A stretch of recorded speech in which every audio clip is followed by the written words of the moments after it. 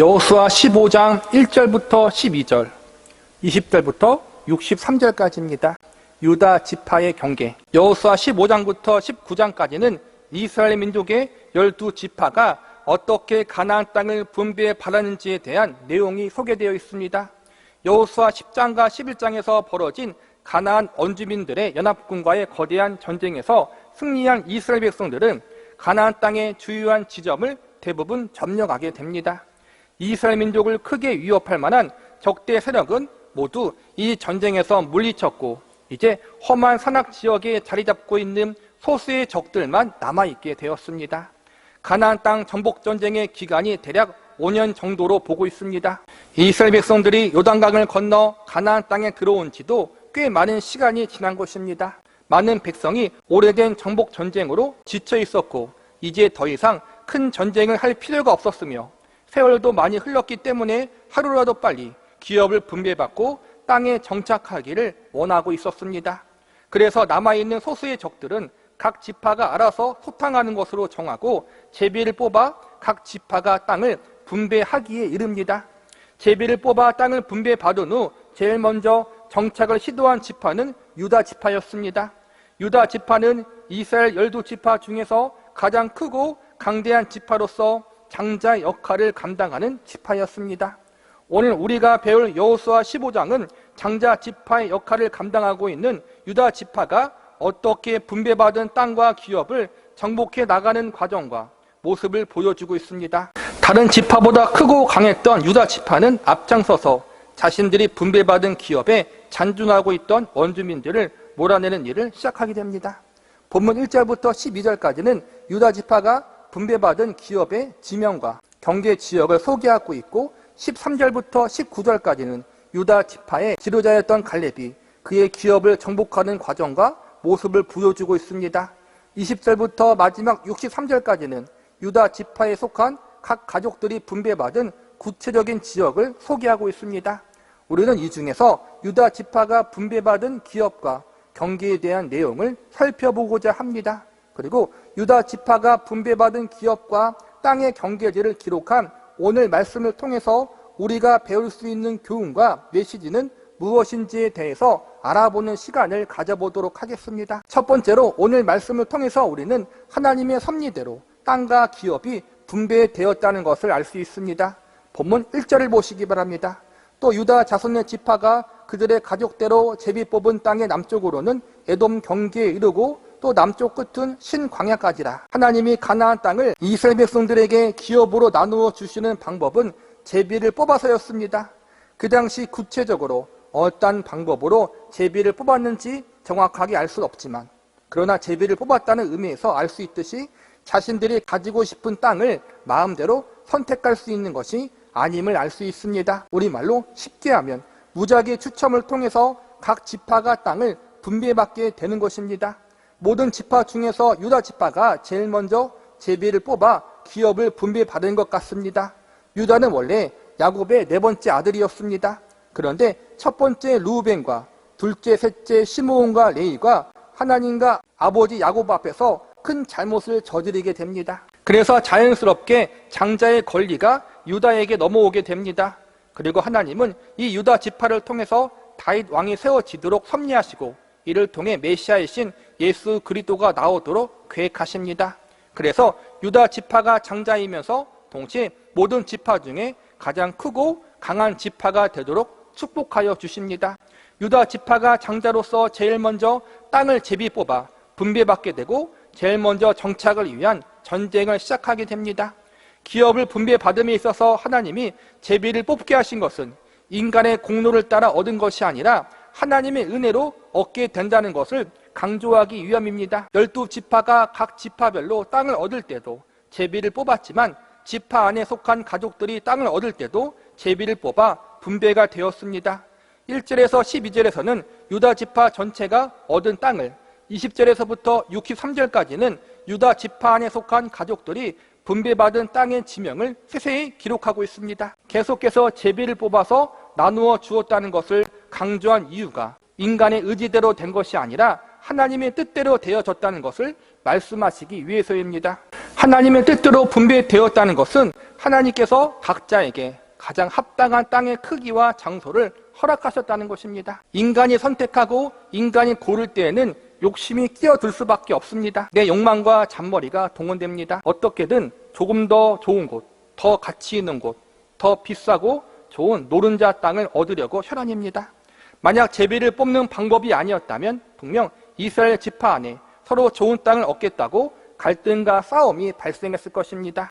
하나님이 이러한 것을 미연에 방지하고자 전적으로 하나님의 섭리와 주권 가운데 제비를 뽑게 하십니다. 우리는 이것을 하나님의 주권적 섭리라고 부를 수 있습니다. 참새가 한 아사리온에 팔리고 안 팔리는 것도 하나님의 허락 없이는 안 된다고 했는데 하물며 하나님 백성들의 삶 속에 우연이 어디 있겠습니까? 우리 그리스도인들의 삶 속에는 언제나 하나님의 주권하심과 섭리가 있다는 사실을 믿으시기 바랍니다. 비록 우리들의 삶 속에 여러 가지 부족한 것이 있을 수 있고 모자란 것이 있을 수 있지만 그럼에도 불구하고 하나님이 우리에게 필요한 것들을 공급해 주시고 우리가 하나님을 섬기며 살아가기에 충분한 자리로 인도하셨다는 사실을 믿어야 합니다. 지금의 자리에 우리가 감사하며 자족할 줄 아는 믿음을 가져야 합니다. 하나님은 유다 지파에게 제비를 뽑아 분배받은 땅이 하나님이 주신 땅이라는 사실을 배우게 하십니다. 이는 자신들이 얻은 땅이 소중한 하나님의 기업이며 하나님의 은혜로 얻게 된 아름다운 곳임을 알게 하신 것입니다.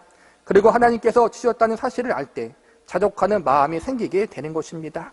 하나님께서 주셨다, 하나님께서 섭리하셨다, 이러한 사실이 하나님 백성들에게는 인간적인 방법으로가 아니라 하나님의 뜻대로 감사하며 자족하며 믿음으로 인생을 살아갈 수 있는 이유가 될 수 있는 것입니다. 신약의 성도들도 마찬가지입니다. 우리의 열심이나 공로 때문에 구원받은 것이 아니라 그리스도의 공로 때문에 그리스도의 공로를 믿음으로 구원을 받는 것이고 은혜로 말미암아 하나님 앞에 나아갈 수 있는 것입니다.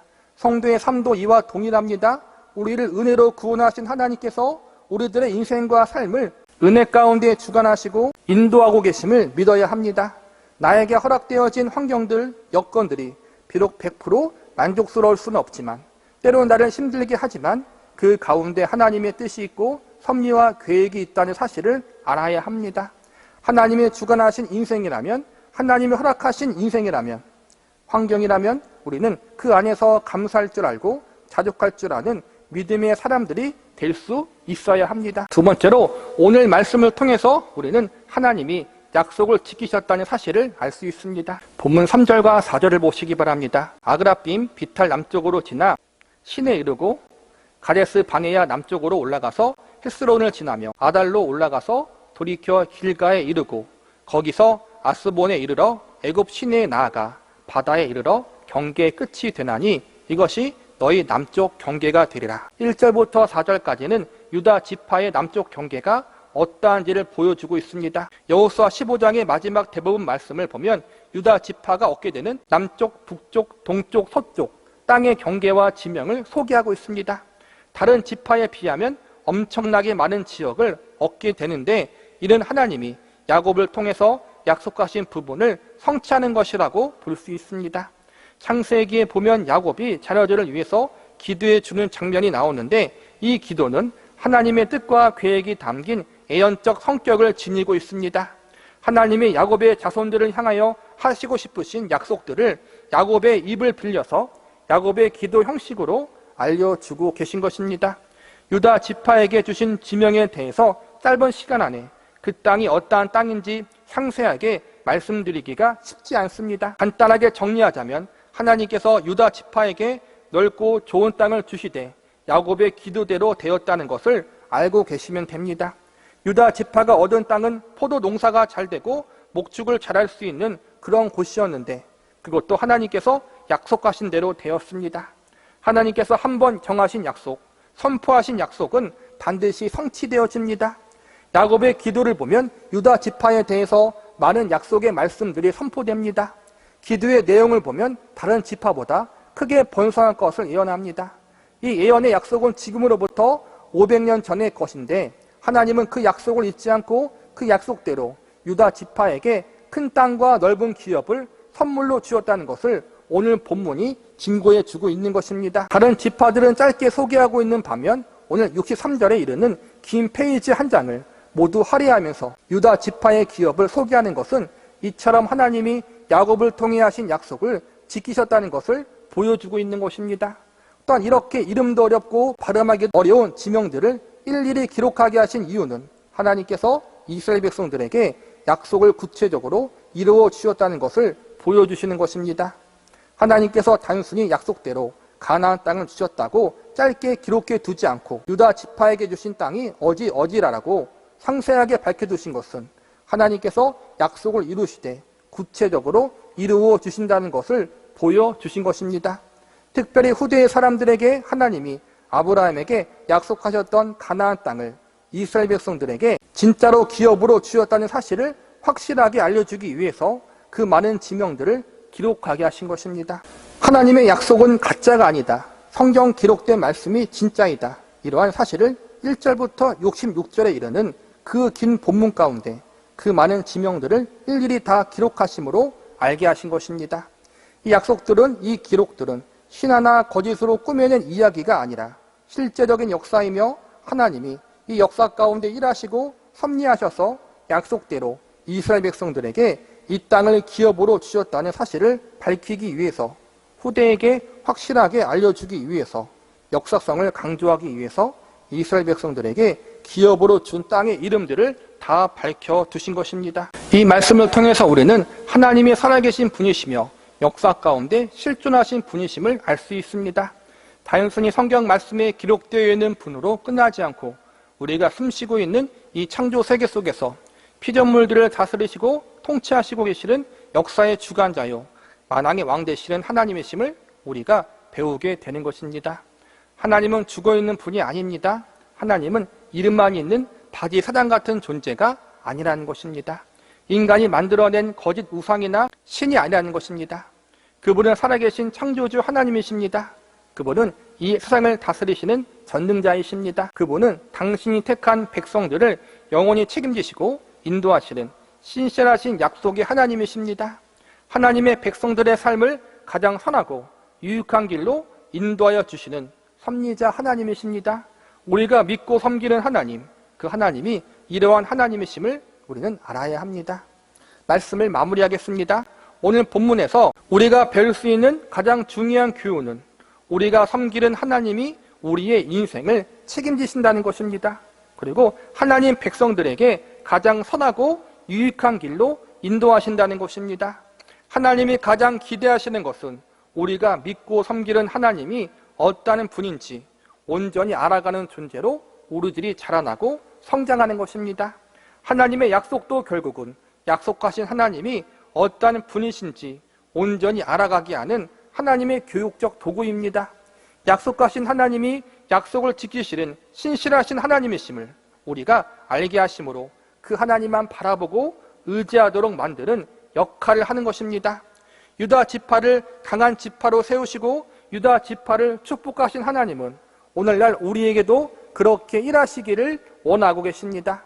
단순히 육적으로 강한 지파, 축복받은 지파가 되는 것으로 끝나지 않고 하나님 안에서 하나님을 더 깊이 알아가는 과정 가운데 하나님만 더 의지하고 신뢰하는 강한 믿음의 백성으로 세워지기를 기대하고 계십니다. 유다 지파를 위해서 가나안 땅의 좋은 곳을 예비하셨고 그 땅을 기업으로 주셨습니다. 그러나 오늘날 우리에게는 더 좋은 약속과 기업이 준비되어져 있습니다.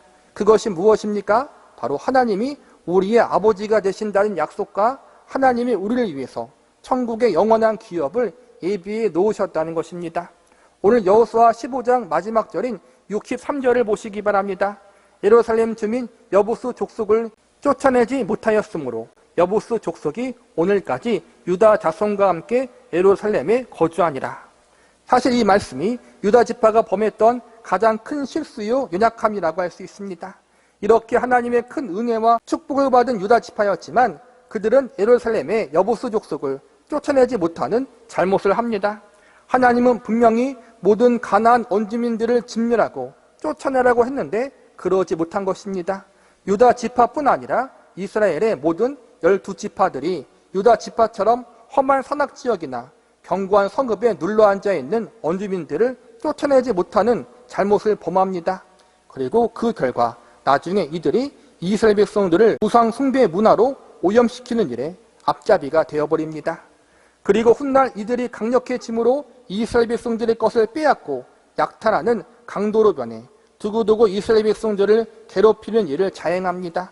가나안 전복전쟁의 결정적인 승리는 거두었지만 그 안에 이루어지는 작은 전투들을 온전히 승리하지 못했기에 이스라엘 백성들은 다 이겨놓고도 고통당하고 고난당하는 어리석은 인생을 살게 됩니다. 우리도 마찬가지입니다. 이미 예수님의 대속의 은혜로 말미암아 그분의 십자가 사역과 부활의 사건으로 말미암아 우리는 이미 사단과 죄의 권세에서부터 벗어났고 승리했습니다. 예수님이 사단과 죄의 세력들의 머리를 부숴버리고 결정적인 승리를 거두셨습니다. 이제 예수님 안에 속해 있는 모든 교회와 그리스도인들은 승자로서 살아갈 수 있습니다. 그러나 아직 예수님이 재림하실 때까지, 예수님이 모든 전투와 싸움을 끝내시기 위해 다시 오실 때까지 우리는 결정적인 승리를 가지고 있지만 삶의 자리에서 여기저기 믿음의 전투를 치러야 합니다. 이미 패배한 사단과 죄의 세력들과 영적인 싸움을 감당해야 합니다. 하나님을 의지함으로 이 영적인 전투와 싸움을 끝까지 잘 싸우면 우리는 이미 이룬 결정적인 승리를 누리면서 살아갈 수 있지만, 우리가 방심하고 한순간이라도 하나님을 의지하지 않을 때는 우리는 이겼지만 마치 패배한 자처럼 고통스럽게 살아가게 될 것입니다. 예수님이 이미 이겨놓으신 승리를 온전히 누리거나 즐거워하지 못하고 전쟁 포로처럼 살아가게 될 것입니다. 그러므로 우리는 끝까지 경솔하지 않게 남은 전투와 싸움을 믿음으로 진행해야 합니다. 방심하지 말아야 합니다. 하나님을 한두 번만이 아니라 지속적으로 일평생 동안 의지하며 이 싸움을 나가야 합니다. 예수님이 이미 이겨놓은 전쟁이라 결과는 승리로 끝날 것입니다. 그러나 승리하는 전쟁 속에 넘어짐의 아픔이 있을 수 있고 실패의 쓰라림이 우리에게 상처로 남을 수 있습니다. 다 이겨놓고 마치 진 것처럼 쩔쩔매며 한동안 고생할 수 있다는 것입니다. 이러한 위험을 방지하기 위해서 우리는 하나님만 전적으로 의지하고 신뢰해야 합니다. 하나님의 손에 우리의 인생을 내어 맡겨야 합니다. 물론 쉽지 않습니다. 그러나 예수님이 이겨놓으셨기 때문에 우리는 예수님과 함께하면 이 남은 전투도 능히 감당해낼 수 있습니다. 예수님이 세상을 이겨놓으라라고 선포했던 것처럼 우리도 세상을 이겼다라고 선언할 수 있습니다. 유다 지파의 실패, 나머지 다른 사람들의 실패가 우리의 실패가 되지 않도록 우리 인생이 끝나는 그날까지 지속적으로 나의 인생의 주인 되시고 주관자 되시는 하나님, 내 삶을 책임지시고 인도하시는 그 하나님을 절대적으로 의지하고 신뢰함으로 우리들의 남은 인생을 믿음으로 걸어나갈 수 있기를 간절히 기도합니다.